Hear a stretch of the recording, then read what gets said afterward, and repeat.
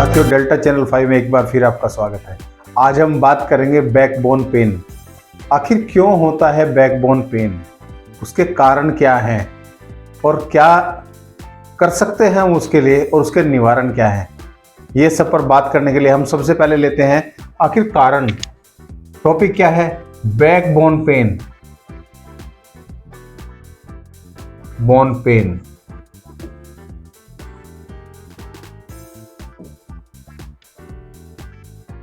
आखिर कारण क्या है? बैकबोन पेन के कारण क्या है? पहले हम लेते हैं कारण। कारण में पहला आता है एज फैक्टर।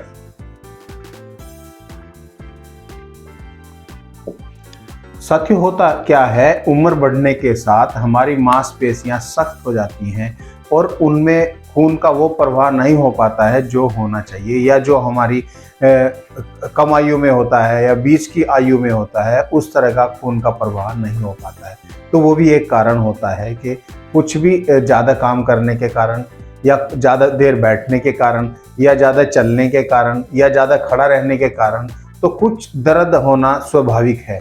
इसके अलावा भी अगर हम देखें कि इसका दूसरा जो बड़ा पहलू है वो क्या है, आज हमारी ड्राइविंग बढ़ गई है।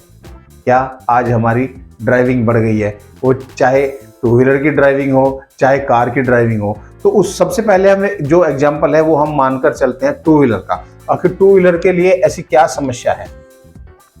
जब हम कोई भी टू व्हीलर की ड्राइविंग करते हैं तो टू व्हीलर में हम बैठते कैसे और होता क्या है, मैं थोड़ा सा आपको बता देता हूँ।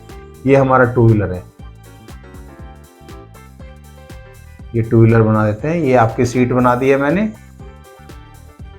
यहाँ पर ये मैंने आपका आगे वाला पहिया बना दिया है और यहाँ पर ये मैंने पीछे वाला पहिया बना दिया है।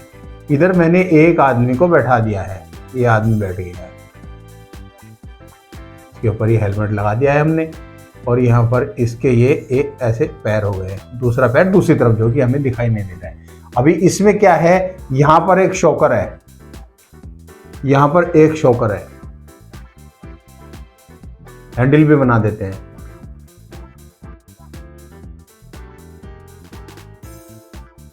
होता क्या है, जब ड्राइविंग करते हैं तो उसमें क्या होता है, जैसे इसमें क्या होता है, अप एंड डाउन मूवमेंट होता है। यहाँ पर भी अप एंड डाउन मूवमेंट होता है, यहाँ पर भी अप एंड डाउन मूवमेंट होता है। ये जो शॉकर है, यहाँ पर जो शॉक है, जो इसका थ्रस्ट है, जो इसका धक्का है, जो कंपन पैदा होता है, वो कंपन कहाँ जाता है? देखिए यहाँ पर ये शॉकर है, यहाँ से जो कंपन होता है, यहाँ पर ये गड्ढे हैं या कुछ भी गड्ढा आ जाता है, तो क्या होता है, जैसे ही यहाँ पर ये जो शॉकर है, शॉकर का फंक्शन कैसा होता है साथियों? देखिए शॉकर में क्या है, यहाँ पर क्या है, एक स्प्रिंग होता है और नीचे एक पिस्टन होता है। पिस्टन में क्या है, ये आपका पिस्टन है और यहाँ पर इसमें ऑयल भरा रहता है, ये ऐसे रहता है। यहाँ पर ये बोल्टेड रहता है, यहाँ पर भी बोल्टेड रहता है। इसमें क्या होता है, जैसे ही कोई गड्ढा आता है या कुछ आता है, कोई भी थ्रस्ट आता है, तो उसमें क्या होता है, यहाँ से थ्रस्ट आया, थ्रस्ट पहले ऑयल को पास होगा, फिर आपके जो कुछ थोड़ा बहुत बचेगा तो वो यहाँ पे जो स्प्रिंग है उसमें पास होगा। तो वो थ्रस्ट लगभग काफी कम हो जाता है। अगर वो 10 के ग्रेटिंग में आता है तो ये मान के चलो कि 7 to 8 तक वो थ्रस्ट चला जाता है। लेकिन फिर भी 3 to 4 लेवल का जो थ्रस्ट होता है, जो शॉक होता है, जो कंपन होता है, वो कहीं ना कहीं ऊपर जाता है और वो आपकी कहाँ एक्ट करता है वो देखिए, ये हमारी बैकबोन है, ये बैकबोन है और ये हमारा जॉइंट है। आपने देखा होगा ज्यादातर ये जो एरिया है, ज्यादातर दर्द यहीं पर होता है, इसी एरिया में ज्यादा दर्द होता है। क्योंकि ये ज्यादा फ्लेक्सिबल होता है, मुड़ने पर भी हमें यहीं पे ज्यादा मूवमेंट करना पड़ता है, कि ये ज्यादा मुड़ता नहीं है। ये जो एरिया है ये ज्यादा नहीं मुड़ता है, हमेशा बेंडिंग वगैरह के लिए कुछ है नीचे झुकेंगे, कुछ करेंगे, वेट उठाएंगे या आगे चलेंगे या कुछ हाथ में वजन लेंगे, तो उसका स्ट्रेस यहीं पर आता है। ये हमारा मेन एरिया है, यहीं पर उसका जो है स्ट्रेस आता है। तो इसमें क्या है, हमें करना क्या है? देखिए ये सारी चीजें हैं, ये होगा, मोटरसाइकिल पे हमें ड्राइविंग करना है, सब कुछ करना है, सारी चीजें होंगी, लेकिन हमें करना क्या है ये सब चीजें बचने के लिए? अभी करना क्या है, आपको एक तो मोटरसाइकिल का चुनाव करना है, आपकी मोटरसाइकिल कैसी होनी चाहिए।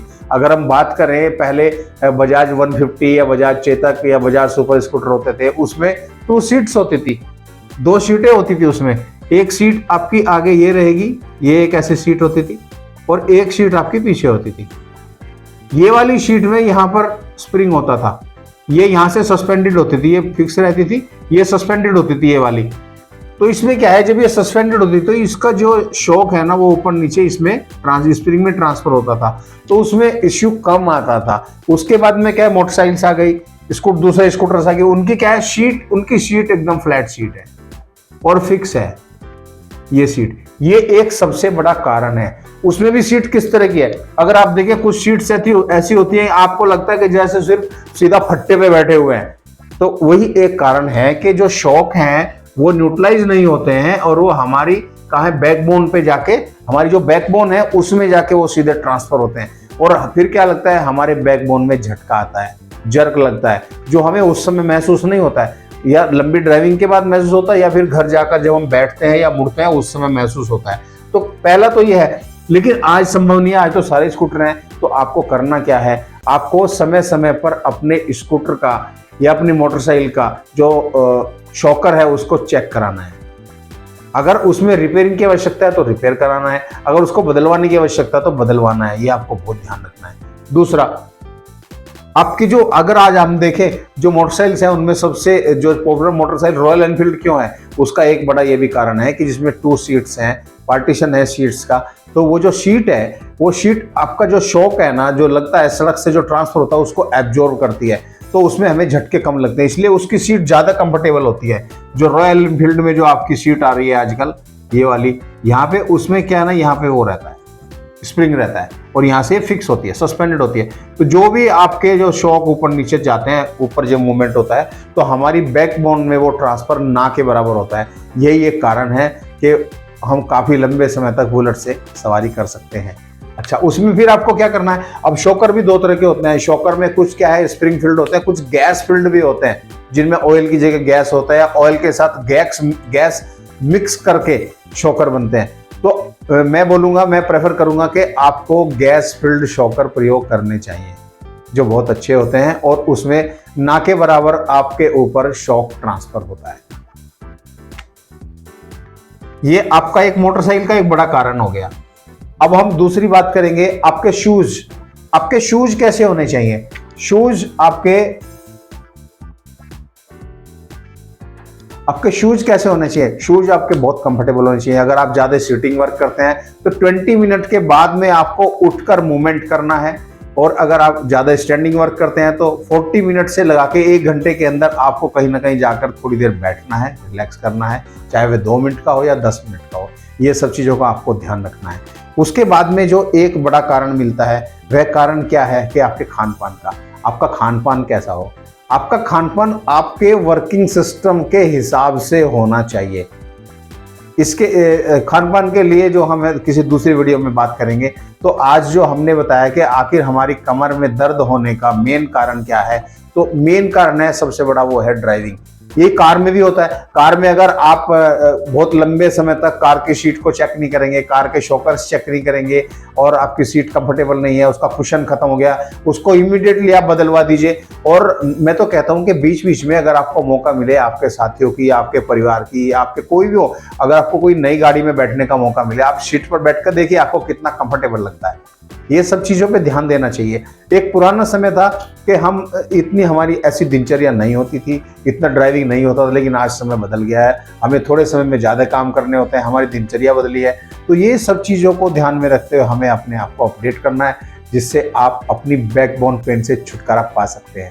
साथियों, आज हमने बैकबोन के ऊपर जो इफेक्ट पड़ता है हमारे शॉक्स का, वो चाहे आपका 2 व्हीलर का ड्राइविंग हो, चाहे 4 व्हीलर का ड्राइविंग हो, ये सब चीज़ों का इम्पैक्ट धीरे धीरे हमारे पूरी बॉडी पर आना शुरू हो जाता है। क्योंकि हमारे शरीर में कोई भी अगर कहीं पर भी दर्द होता है तो हम किसी भी काम को सही तरह से नहीं कर सकते हैं।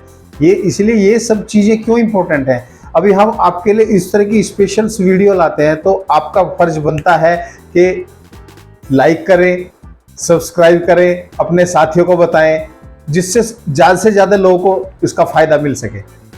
बीच में एक समय रहा है जिसमें हम कुछ समय के लिए आपको वीडियो नहीं दे सके, उसके दूसरे कारण है मूवमेंट कहीं और बिजी था और किसी दूसरे काम में लगे हुए थे। तो अभी दोबारा से फिर आपकी सेवा में आ गए हैं, और तो आपसे रिक्वेस्ट है कि ज़्यादा से ज़्यादा सब्सक्राइब करें, अपने साथियों को बताएं। Thank you.